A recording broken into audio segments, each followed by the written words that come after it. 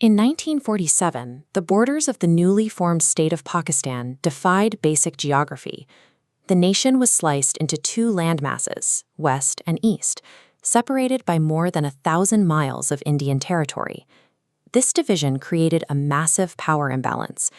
East Pakistan contained 56% of the total population, yet the military, the national budget, and the political establishment were almost exclusively controlled by the West.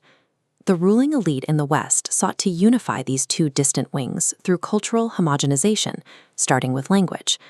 They declared Urdu the sole state language, a mandate forced upon an East Pakistani population where nearly everyone spoke Bengali.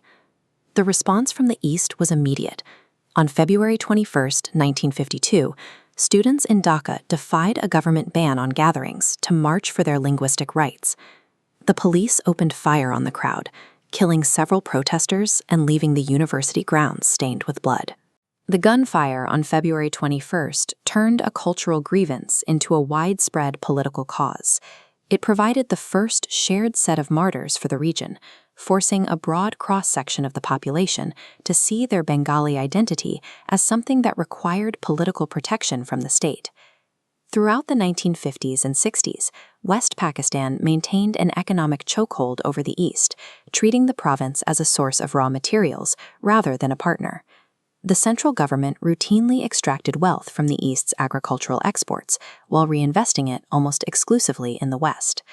This disparity is visible in the budget allocations from 1947 to 1970. While the West absorbed up to 70%, he called for a decentralized federation where East Pakistan would have the power to control its own taxation, trade, and regional security.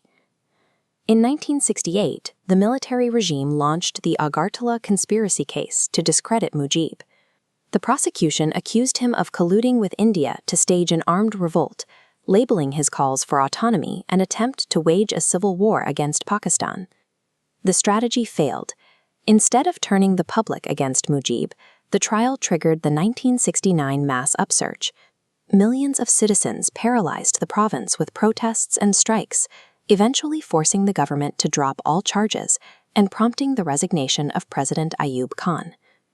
By trying to execute Sheikh Mujib for treason, the regime instead gave him the ultimate platform to argue his case. He emerged from prison as the undisputed voice of the Bengali people, with his 6 points now seen as the only path forward. The 1970 election results made the Bengali demand impossible to ignore. The Awami League secured a clear democratic majority in the National Assembly, but West Pakistani leadership, including Zulfikar Ali Bhutto, refused to honor the vote, stalling negotiations while secretly preparing a military solution.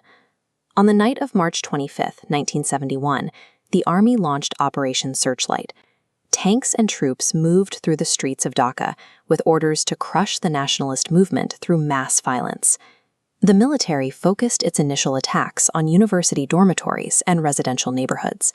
Supported by collaborationist groups like the Shanti Committee, they carried out systematic executions of students, intellectuals, and the Hindu community. As the crackdown began, Mujib sent a final radio message declaring Bangladesh's independence. He urged the population to use whatever weapons they had to resist the occupying army until the last soldier was expelled.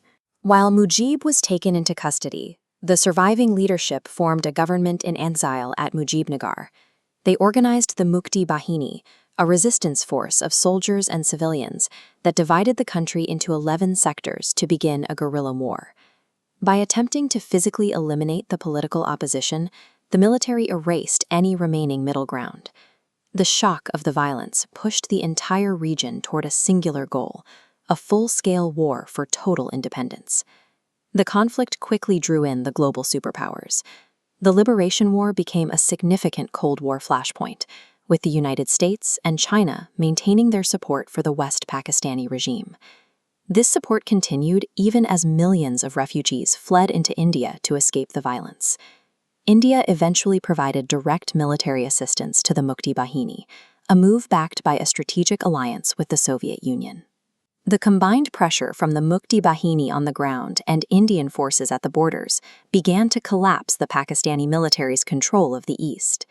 In a final act of desperation on December 14th, the retreating forces and the Shanti Committee targeted the nation's intellectuals.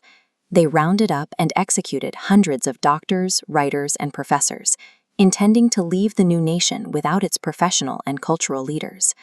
But the war ended just 2 days later. On December 16, 1971, the Pakistani military command signed an unconditional surrender in Dhaka, marking the official liberation of the country. The decades of exploitation and military crackdowns intended to bind the two wings together ultimately acted as the catalyst for their separation. The state's own efforts to suppress Bengali identity provided the very pressure required to define and establish the nation of Bangladesh.